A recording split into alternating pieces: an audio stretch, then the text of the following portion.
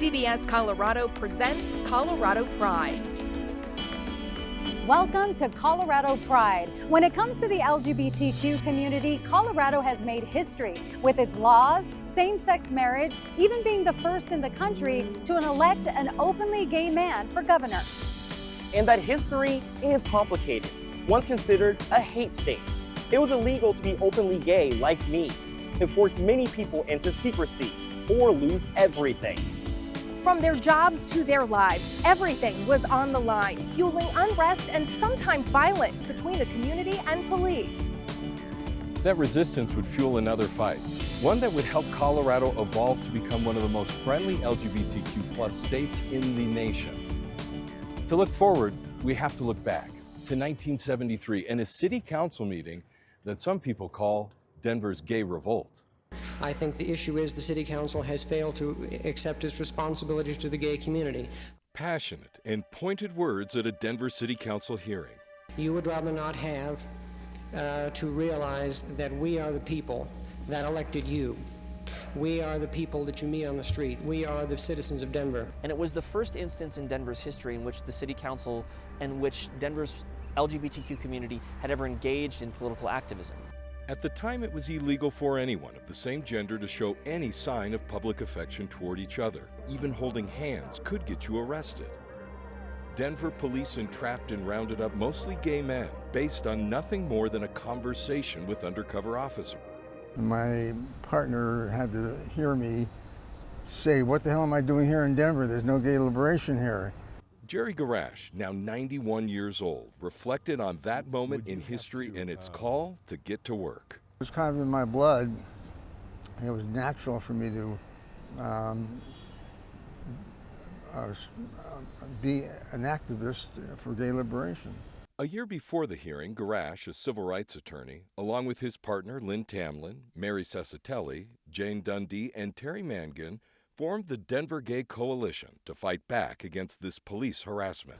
There were 300 or so men, arrested by undercover vice squad, and they're all illegal arrests. The state legislature repealed Colorado's sodomy statute in 1971. Denver police were carrying out sting operations based on an outdated criminal code. Yeah, they struck up a conversation, and finally they'd hone in on "let's go home," and then they'd be arrested for offer of a lewd act. Offering was the key word. Simply suggesting a lewd act, not committing one, was considered enough by Denver police to arrest these men. The coalition wanted to convince City Council to update their criminal code and stop these arrests. And they said, "You can come to City Council. We're having a hearing in October on reviewing the criminal laws."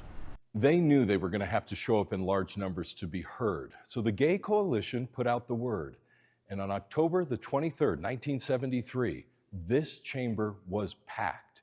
36 people signed up to speak. But the president of the council remained unconvinced that they had anything of value to share. They gave them just the last 20 minutes at the last hour.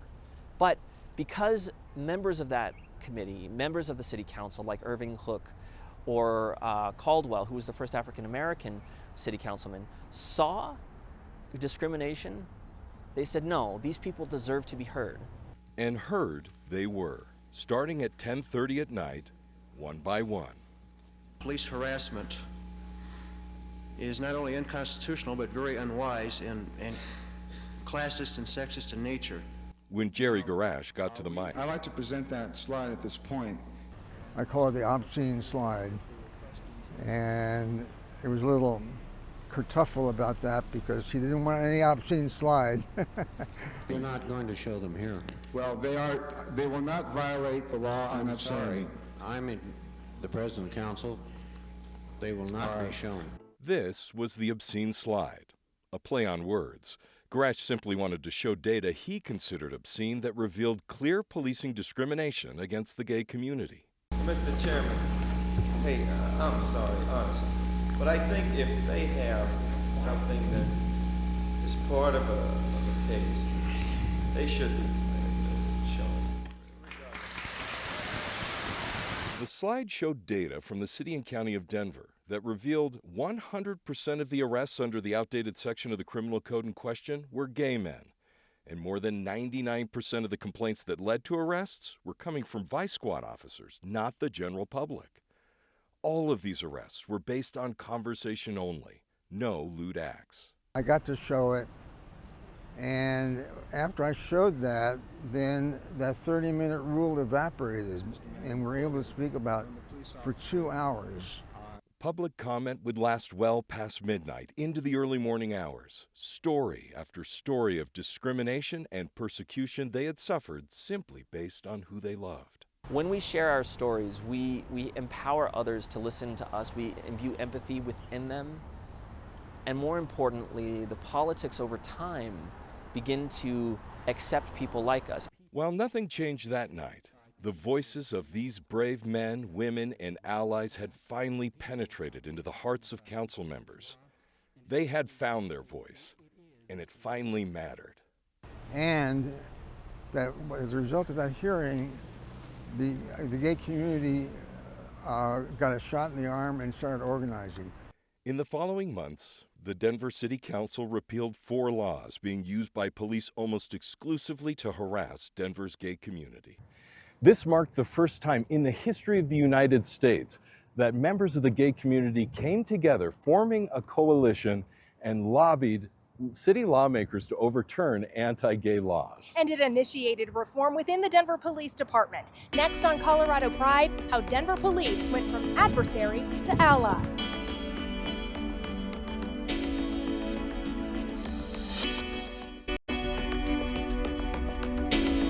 Following this historic city council meeting came a Colorado first. The Denver Police Department created a liaison for the LGBTQ+ community, and it's a connection that's even stronger today. It's a beautiful piece, and I think it truly shows our commitment to the community. A gold police badge with a touch of rainbow flair. It's how Denver police officers can show pride during the month of June. Unlike other departments, we don't have shoulder patches or anything like that. Detective Josh Cohen designed the badge as a way to signal allyship within Denver's LGBTQ+ community and show the Denver Police Department has representation in that community too, like in him and Commander Michelle Fulmar. For me to be my honest, authentic self and to be honest with the community, I had to be honest. And I wasn't going to hide who I was anymore. And so I've had the benefit and the privilege to be able to be out in the department. I'm married. I have a wife of 16 years. And their representation goes beyond the Pride badge. All year long, in addition to the duties they are assigned within their respective units, Commander Fulmar and Detective Cohen serve as DPD's LGBTQ+ liaisons, playing a key role in building trust in the community. We do a lot of internal work and support for all the variety and diversity of the officers that we have working inside the department that are part of the LGBTQ+ IA community, so we can also better serve the public. It's a role Detective Cohen chose to step into a few years ago after he says he was accidentally outed by his commander at the time. She had sent out an email, and it was totally innocent, letting people know that Josh had been injured in this car accident, and if you want to support him and his husband, and it kind of went from there. I received so much support from inside and outside the department, and it really empowered me to want to be kind of the person who helps the next person. A lot of that help happens when he and Commander Fulmar collaborate with local businesses and organizations like the Center on Colfax. They engage in community events, provide a safe space, and help develop initiatives with local leaders.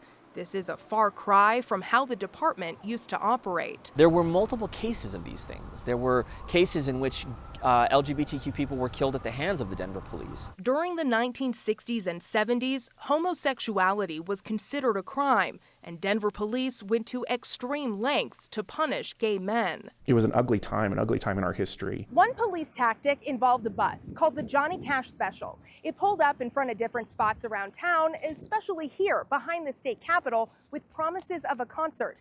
They lured mostly gay men, arresting them on obscenity charges. To think that we were following orders and doing things like this to people like me, which I didn't understand at the time growing up, but I understand now, really has kind of helped bring to light what this position is and why we do what we do, because we can't repeat those same mistakes. The Johnny Cash bus operation sparked a lawsuit against the city in 1973, leading to Colorado's Stonewall and ultimately changes within the department. That's why Pride even exists, is because we were tired of being oppressed. We were tired of being beaten and abused for who we are and who we choose to love.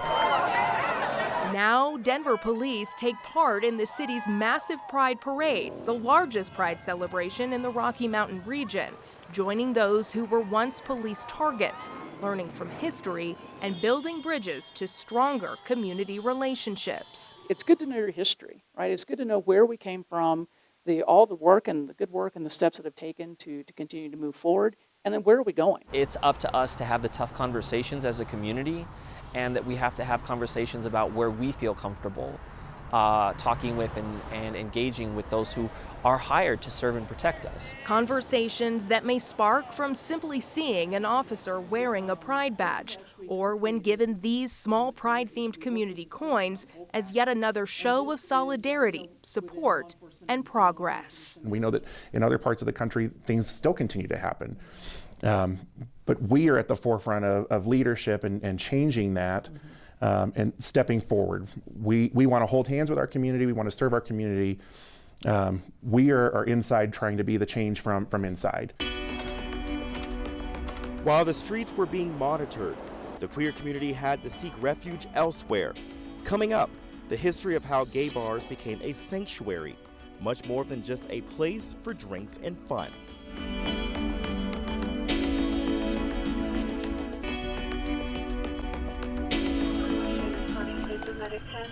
In 2022, the deadly shooting at Club Q in Colorado Springs reminded the community of the presence of hate. For 20 years, it was a safe space and then became a target of violence. Because these spaces are so important, you know, a lot of the staff there, when they were lost, it wasn't just like you lost a bartender. You know, that was a friend that you lost. That was someone that you confided in. That was someone who gave you a chance to do your first drag performance. So these were people who were really, really important in your everyday life. Pillars outside the club remember and honor the 5 people killed at Club Q. For many, the loss of life meant the loss of a safe haven. These safe havens, like the RNR Lounge, were especially important in the 70s. There were only a few places in Colorado the LGBTQ+ community could gather. Some were underground, some were gay bars. All were a place for you to have security, anonymity, and a place to be your authentic self. Sometimes we forget how important it is to have a space to go, to gather, to really be able to freely be yourself, to know that you won't be judged. Especially decades ago, when being gay could get you arrested. The community had to find safe spaces, so underground bars started popping up, like the RNR Lounge, the city's oldest gay bar. It gave queer people a place to go, but this didn't come without challenges. There was a lot more of a hostile relationship between our community and local law enforcement, so you might randomly face raids, you might randomly have undercover cops come in. And then you also have to think about how the community felt about it. Owners and husbands Roger and Rick took the leap of faith and started the RNR in the late 70s. It used to be known as the Coral Lounge, now the RNR, for Roger and Rick, named after them. Current owner Chris Newell says opening up a gay bar came with a lot of risk. Your landlord could have, you know, if he found out that you were opening a gay bar, he could have certainly put a stop to it right away. Depending on what you were doing as far as financing, you may not have been able to get financing. Even over the decades, the gay community was happy to finally have a place to be themselves.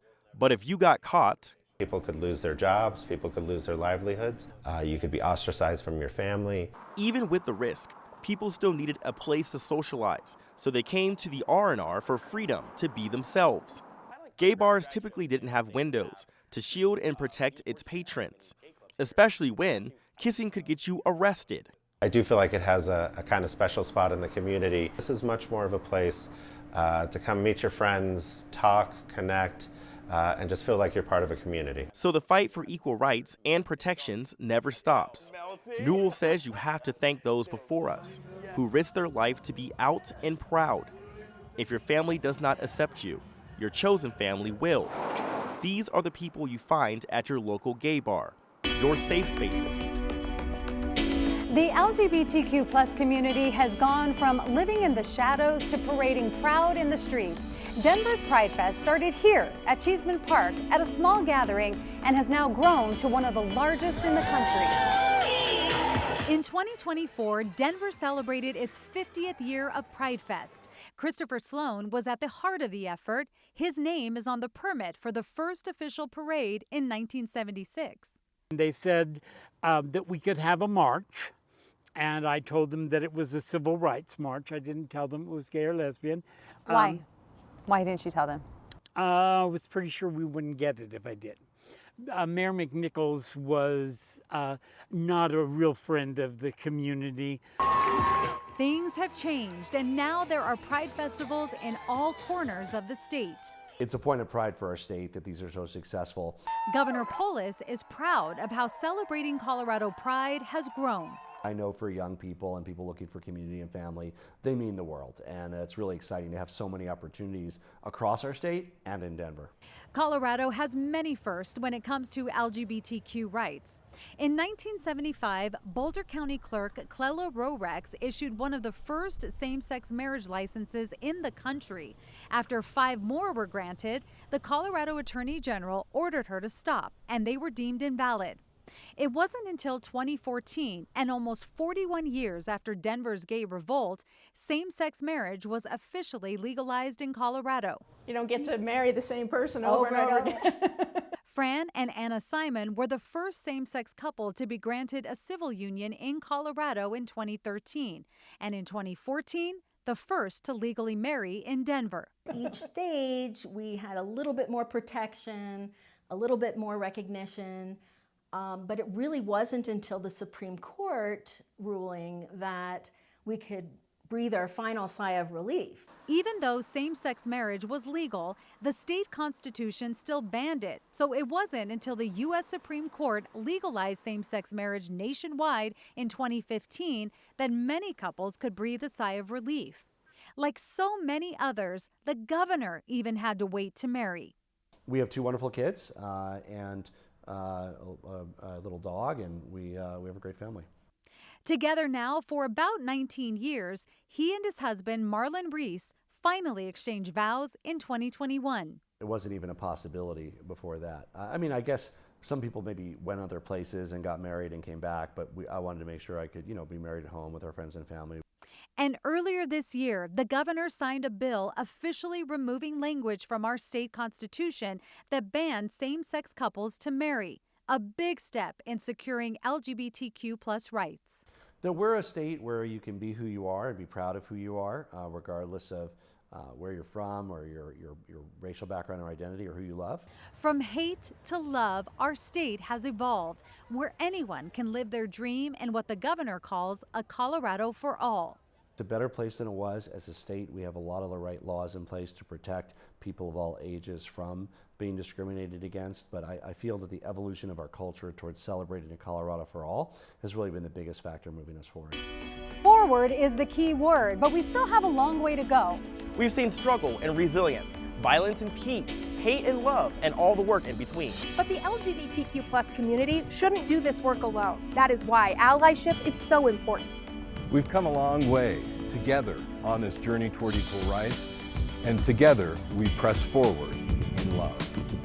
Thank you for watching Colorado Pride.